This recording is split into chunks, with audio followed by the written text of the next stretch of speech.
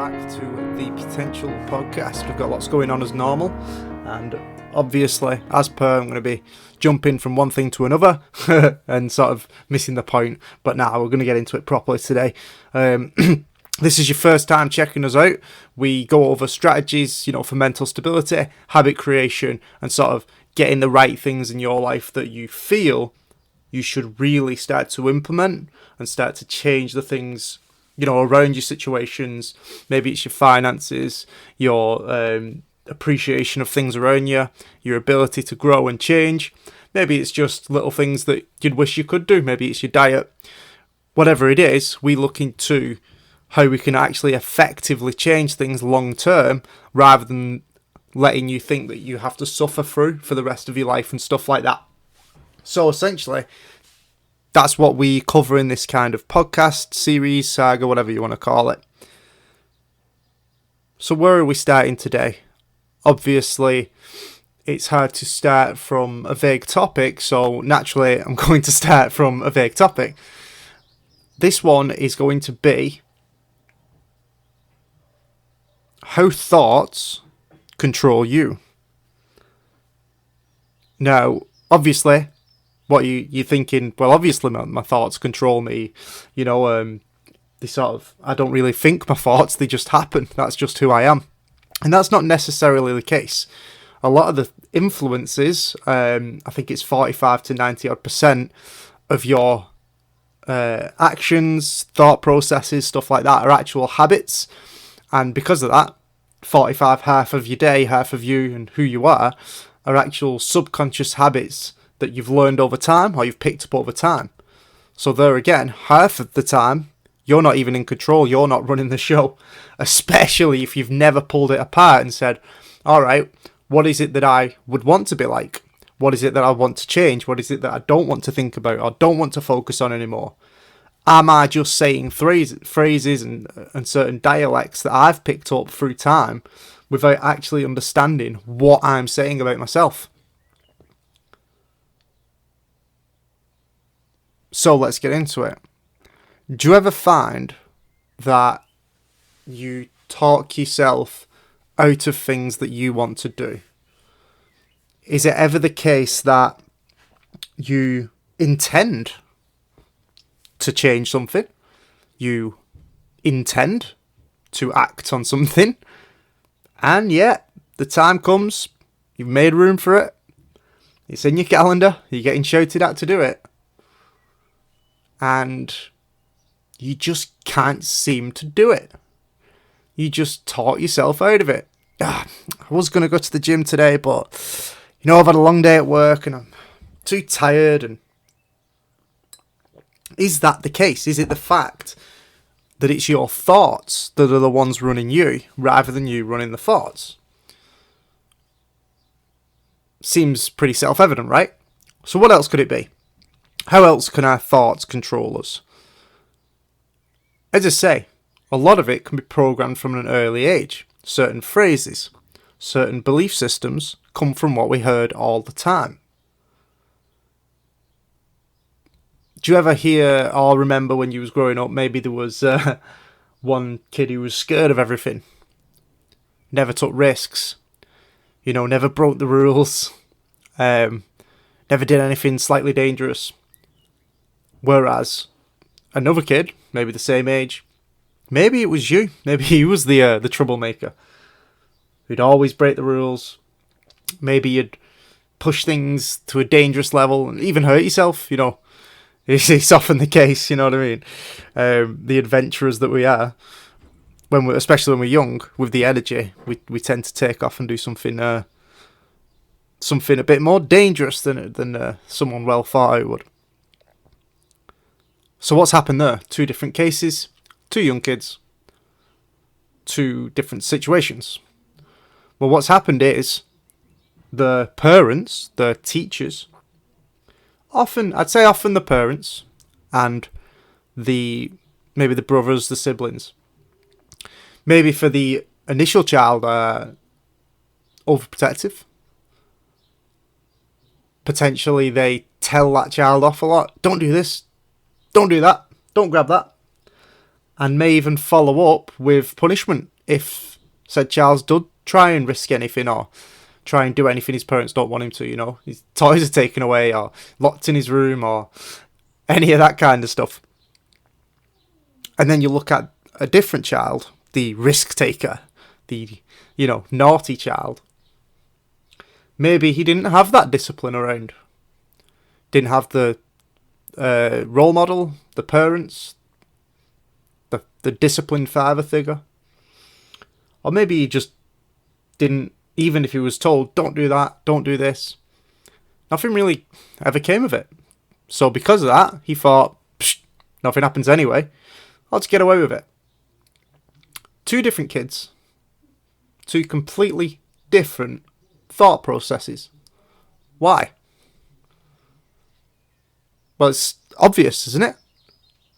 They are listening to the people who are around them, who they're growing up with, who influence them and affect their lives. Right? You've just made an obvious point. So what? So, look at you where you are now and think about it. Think, okay, this is where I am now. This is my situation. How much of this has been influenced by people around me? By the thoughts I have, but weren't actually my thoughts to begin with. There was someone else's. There was someone else's influence on me. Think about it. Did your parents tell you to get a safe job? What about go to college? University? What about as your partner? Saying that maybe you should go for promotion. And maybe it's the security. Maybe you've got a mortgage. I wanted a mortgage, yeah. Houses, they're a great investment. Have you researched that? Do you know for sure you're going to get that money back? That you're going to get that money? Oftentimes it's left to the kids and the councils.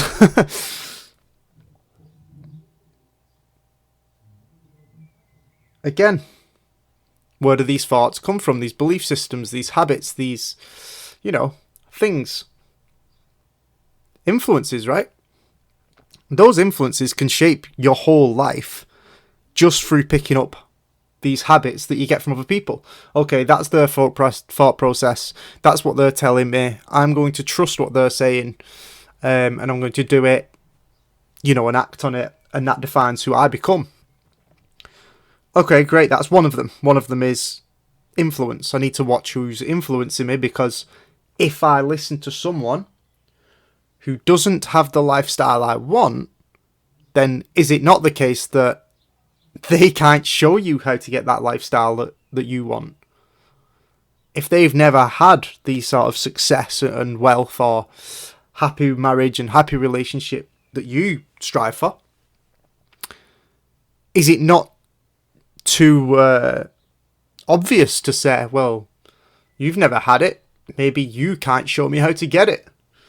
Maybe your opinion and your influence is, well, it's void, quite frankly. And as I say, this starts at a young age. You've really got to look at these things and say, right, okay, so this thought process that I've got now around this certain obstacle in my life or object in my life, this belief system, how is that influencing me and affecting me? Where do I want to be? What do I want to do? What would be ideal for me? What? Come on. Be realistic, Pete. Be realistic. Excuse me? Be realistic. What do you mean? Realistic, you're never going to get this kind of success and happiness and whatever that. Why isn't that realistic? Oh, it's way too much. You'll never have all that money and that, this kind of partner and this. Okay, tell me what's not realistic about it. Well, most people don't get it, do they? Eh? Yeah. But I'm not most people. And I don't think like most people because I get to look at the thoughts that influence me and the people that influence me. 99% of the people go through life believing what they was brought up to believe in. they never want to test the status quo and say, well, why do I believe this dogma? Is that the only way I can be happy? What's my core template and how do I go after it? And I'm hoping that this is making you rethink things and making you go, yeah, maybe you're right. Maybe there's some things that I've not got because maybe I've been listening to the wrong person. You know what I mean? It's sort of, as I say, self-evident that if you want to achieve something, you're going to have to find someone who's done it and learn the lessons. Okay, great, that's influence. That's other people's thoughts coming in your head every single day. That is not totally how thoughts control you. So how else can thoughts control me? Certain habits I've got from that? Yeah, okay, what else? Well, what are you thinking of every day? As again, habits again. This is definitely going to play into the next few episodes. What are you thinking every day that certain sayings you've got that are controlling you? Maybe it's, I've done enough today, I'll go tomorrow. If it's a gym, for example, that's a habit you have of saying that to let yourself get away with it. Yeah, I've done enough. Have you really done enough? Do you want the results? Or are you just making excuses because you're lazy? It's hard to say, but it's honest. How often do you find yourself saying that you can't do something when you really mean you won't do something? You choose not to do something. If you say, I can't do it, what you're literally saying is, I am physically incapable, it is impossible, it cannot be done. When you say, I won't do it, well, that's on you. The responsibility falls on you. Oh, I can't go to the gym tonight. Well, you could. No, I can't. I've got to have tea and I'm tired. Okay. Could you have tea later? Could you change that situation? Could you have tea on the way home from the gym? Will you be more tired if you sit on the couch tonight and tomorrow night and the next night? Or will you have more energy if you suffer a little tonight and go to the gym and train, and then tomorrow go to the gym and train and be healthier and fitter? Surely the reason you're tired is the reason you should go to the gym. Because you're not fit enough for the lifestyle that you're providing. Obviously there's levels to that, there's limits, but when you look at the top performing celebrities in the world, sure, they may have more time, somewhat, but some actors and stuff like that are on set longer than you're in work, and yet they still have great workouts, great healthy diets, stuff like this. You've got to look at it and say, well, if they can do it, why can't I? What's the excuse? And oftentimes, we just make excuses for ourselves. Thoughts control you in every single step of your situation. No matter what you're looking at, your circumstances in life, you can decide what to think about in that moment. Let's say you're having a big row, you get into a big argument. You can focus on the argument. You can try and win the argument. You can focus on a lot of things about that person that you could bring up to win the argument. Am I right? I'm sure a lot of you have done that before. Or you could think, okay, well, this person I'm arguing with, maybe it's a friend, maybe it's your partner. And you could say, this argument, what's been underneath it is I actually just want to reconnect. What's the intent under the argument? What sparked it? Have they not been doing the dishes? Maybe it's just, you know what, I just wish you'd clean up every now and then. But I still appreciate you. I just don't want to feel like you're taking advantage of me. Okay, that's the underlying issue. You are taking advantage of someone. And nobody wants to feel like that, And then if you think about that and you say that in the argument, you're taking advantage of me by not sharing the load, sharing the weight. The other person could say, well, sorry, I'll do a bit, or I feel overworked, I just want to come home and relax with you. I want to spend more time closer to you rather than arguing about dishes. Get a dishwasher.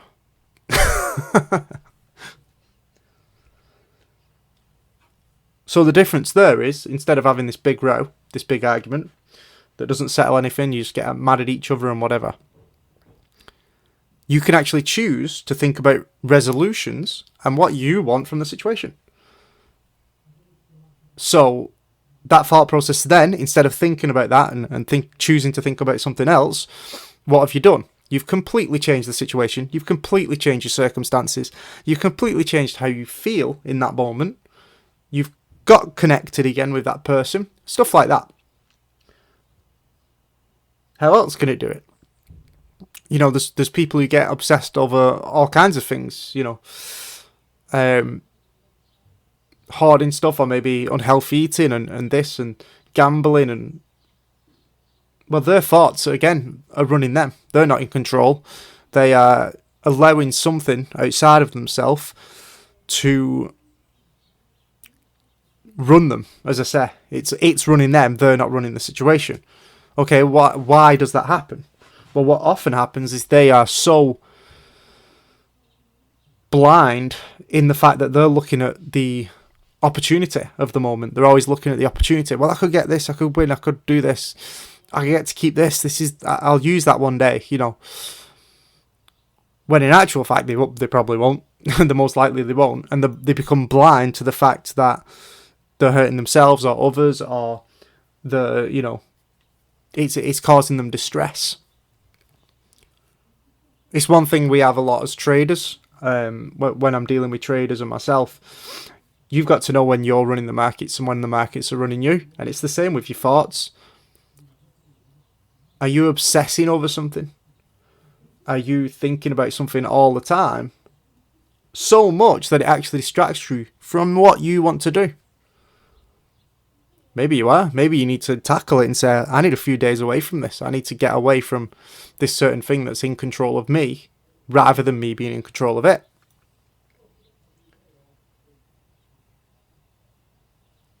So that's sort of an overview on how thoughts can control you. It could be you get lost in moments. It can be influence of your past. It could be looking at the benefit of a situation when really it's not serving you at all. Thoughts as well, these ones that make you lazy, as we talked about, if you can change them up and start focusing in on the things you want or the outcomes that are good, in a way you could improve. So for example, if it's the gambling that's not making you feel great, okay, you need to change that. You need to look at the risk and you need to understand it for what it really is. If, however, you're talking yourself out of working out, or talking yourself out of a promotion before you've even gone for it, or talking yourself out of something that would actually be good for you, well, now it's time to relook at the situation and actually look at the opportunity. The real challenge in this is knowing when something's good for you and when something's bad for you. So, how can we identify that? Well, how is it helping your life, your circumstances, and how do you feel when it's happening? Your thoughts can control pretty much your daily attitude. When you focus on the negative things all day, let's say it's raining outside and you start going, oh, the rain, ooh. Well, already you're not only putting yourself down, you're putting everyone else down.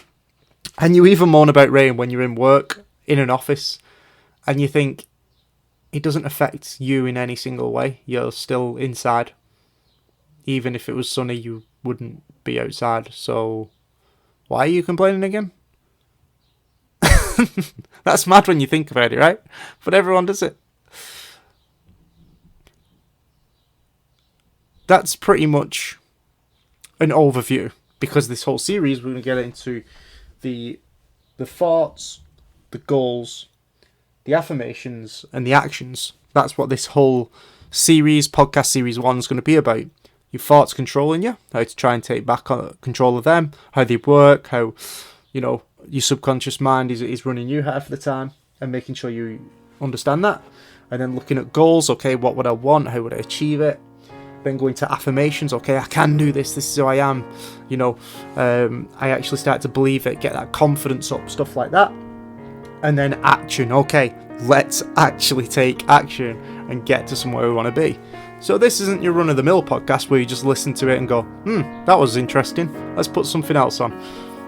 Instead, this is going to be something that's transformational, where you listen to it and go, maybe he's right about that, maybe I could do something about this. Maybe this is something that could actually inspire me to take something different, like a different approach to what I thought of before.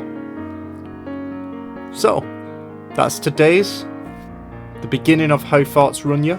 I did go a bit vague today because the next episode is going to be the morning thoughts, the thoughts you feel in the morning, the things you think of in the morning. We'll go into that in detail in the next episode, and I'll see you there. Thanks again, I'll see you in a bit.